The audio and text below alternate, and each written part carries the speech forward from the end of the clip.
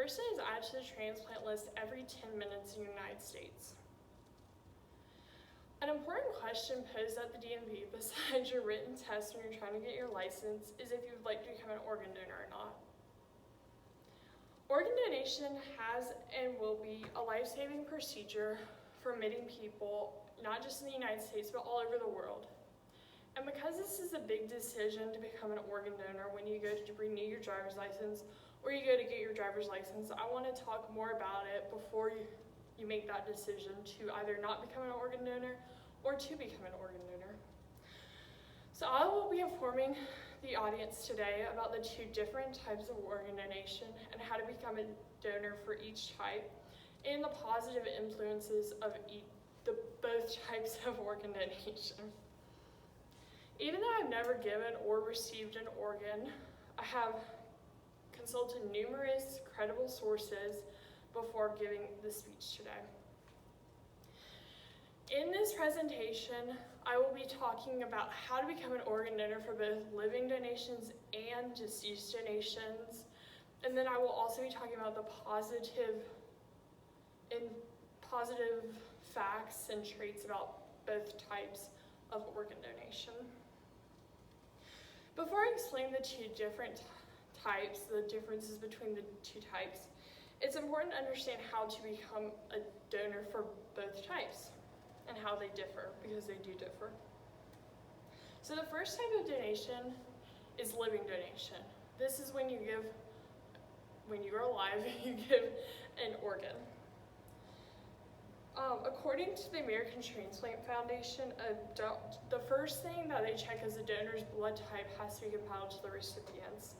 This is to ensure that the recipient's body will not reject the organ, that it will work in the body.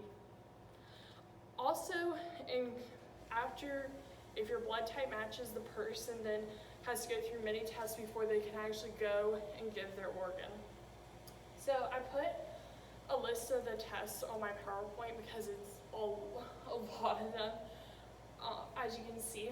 So basically there's medical history about your health. They want the organ to be healthy before they give it to the recipient. They want you to make sure you're healthy.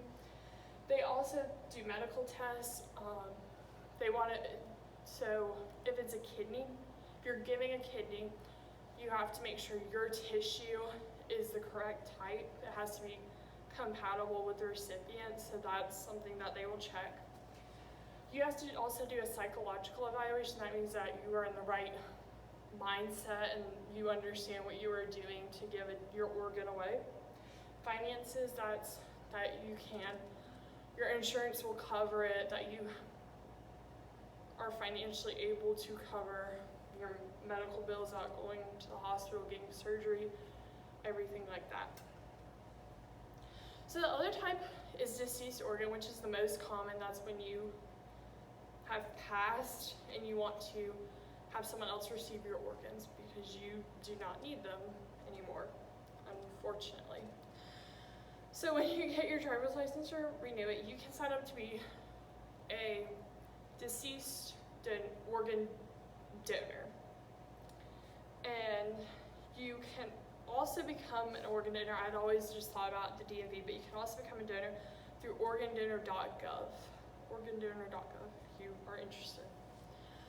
Also, so maybe you're thinking, well then how do I become a living donor? Well, living donation, you have to go to a transplant center, and that's where all the tests occur. It's not as simple as when you pass away giving your organs because you're still alive. So you have to go to a place and make sure, check all these boxes before you can give your organ. So I asked this question, are you planning on becoming an organ donor? On my survey, I was really interested to see 60% of you said yes, that you want to become an organ donor. Well, kudos to you, that's awesome. 30% of you said maybe. Even if you said no, obviously your choice, but that's cool that many people want to become an organ donor or are thinking about it. That's great. So now I've talked about the two different types on how to become a living donor or making a deceased donation. I'll talk about the positive aspects of becoming of a living donation. So a person can make a living donation even if they are not an organ donor. The two are totally different things. Living donation or organ donation or deceased donation, two separate things. So even though it's not always considered, because I had never I knew, but it was kind of not considered, and you can make a donation while you're still alive.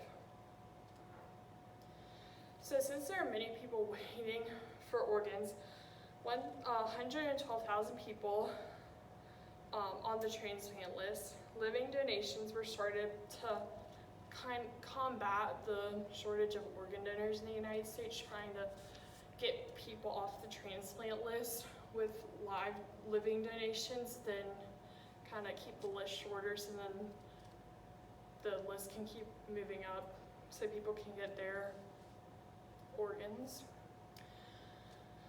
So even though the donors must go through surgery, there has been a small percentage of people that have had complications with the surgery or a disability come after the surgery, because that was a main thing that people asked in my survey was, what happens? Like, can something happen? Obviously, something can always happen, but there's a small chance that that will happen. So there are three types of living donation, which is really interesting. Direct donation, paired donation, non-directed donation. So direct donation is me giving my organ, my kidney or my liver, because those are the two types of organs that a living donor can give to my relative that I'm compatible with. So that's direct donation. Paired donation is where I can't give my liver to my family member, or part of my liver to my family member. So then I maybe give it to person X because I'm compatible with them, and their relative, person Z, gives their part of their liver to my relative. That's paired donations. It's like kidney swapping, that's what they called it. So, I mean, it's just kind of swapping your organs. And then non-directed donation is where you just give your organ. You may not know who got it, you just give it to the person on the transplant. So even though there are less organs, obviously, to give when you are alive, it's still amazing to give your kidney or part of your liver, because the liver it grows back, so you just give like half of it and then it'll come back. And then according to DonateLife.net, include that. A living donor can also contribute a part of their lung, pancreas, or intestines, which I had no idea. That's really cool. I just had always assumed maybe like the liver or kidney, because you don't need both kidneys, but that's great. So now I've talked about becoming the two different types of donors. I've also talked about living donation. I will talk about, I think the most commonly known one is deceased donation. So an organ donor usually only signs up to give a donation when they pass away, because they don't need the organs anymore. So when people consider organ donation, they only think about the essential organs, your heart, lungs, liver, etc., without considering the other kind of donations that can be made, which is crazy that there's so many donations that can be made. It's really cool. So a single donor can save 8 lives, which just one person can save 8 people, which is awesome. And so heart, 2 lungs, a liver, pancreas, 2 kidneys, intestines, this can all go to saving 8 other lives. In addition to donating the 8 essential organs, you can also donate your intestines, your bones, your heart valves, and your corneas, your eyeballs. And so I asked this question on my survey, and 30% of the responses were like, yes, I know, you can donate your heart, you can donate your kidney. But 0% put intestines, bone, cornea, heart valves, and lungs, which I had no idea either, so you were not alone in that.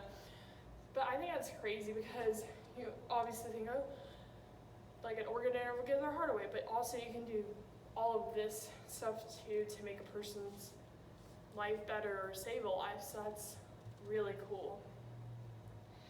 There is a large shortage of organ donors in the United States.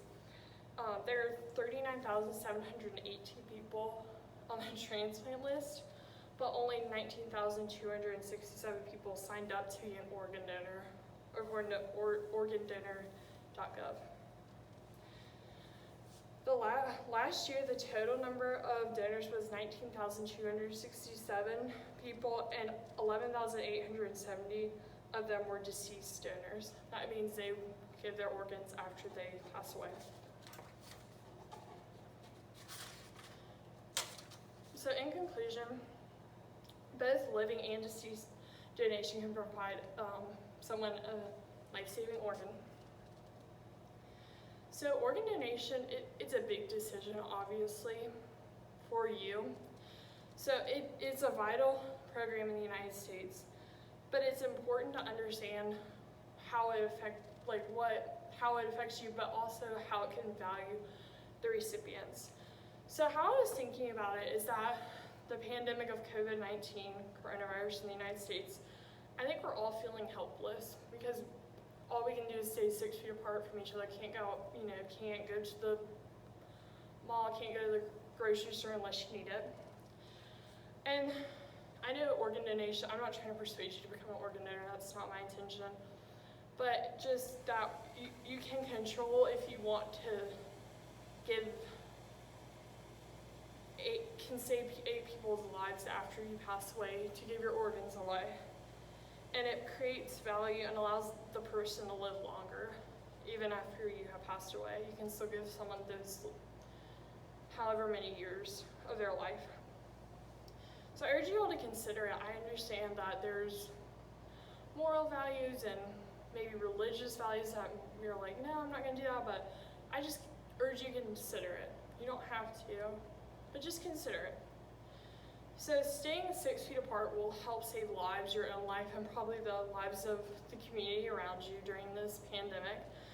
But also organ donation will too. Organ donation will save lives, so hope everybody's staying safe out there.